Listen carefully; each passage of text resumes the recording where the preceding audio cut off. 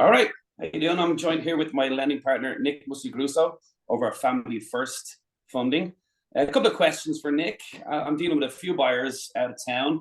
They're kind of sitting on the fence. They're choosing to stay on the fence because of the way the rates have gone and just thinking it's a bit too expensive to buy now.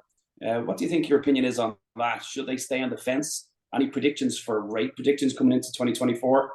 What do you think? Yeah, I mean it's not all doom and gloom. We did hit historic high rates towards October of this year, but we've started to come off of that, and we're seeing rates start to go down a little bit.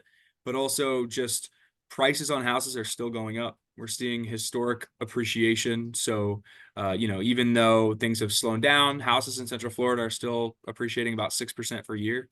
So if you can get in now, take advantage of that appreciation, especially if you're renting, there's never a better time to buy them now.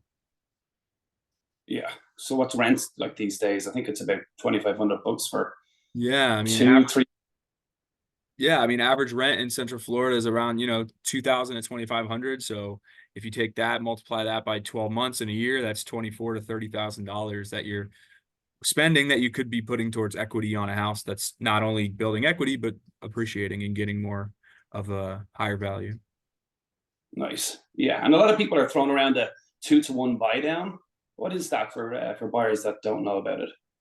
Yeah, so that's what we call a 2-1 buy down or a temporary buy down. So basically, we can get the seller to give us seller concessions. So we have to work that out in the contract. But basically, your rate is 2% lower for your first year and 1% lower for your second year. So average rates right now are like somewhere in the low sevens. So let's call it, I don't know, 7.25.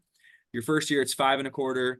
Second year, it's 6.25. So depending upon how much you borrow, that can save you $300, $500, $600, $700 a month for your first year or your first 2 years, and just ease into maybe that higher payment or that payment versus coming off of rent. Also, with rates trending down, more than likely in the next 24 months, you'll be able to refinance out of that. But of course, that's kind of a case by case. Make sure you talk through somebody before you just jump into that. But that's a great way to lower your payment in the short term. And the cost with that would be, because there'll be a seller's concession of about like 10 grand maybe. Yeah, depending upon the sales price, 10 grand should cover it. And So yeah, like between 3 and 350.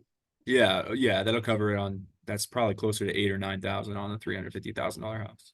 Okay, nice. So you yourself, if you were to buy now, would you stay in the fence or would you buy yourself? I would get off the fence only because there are more opportunities. Sure, the market's a lot different than it was a couple of years ago, but there are a lot more room to get those seller concessions. You don't have to make all these crazy demands as far as, oh, we'll go above appraised value, we'll waive inspection. So if you have been sitting on the fence or you're looking to buy your next place or your first place, now is always the best time because prices keep going up and you want to take advantage of that appreciation. Lovely. Awesome.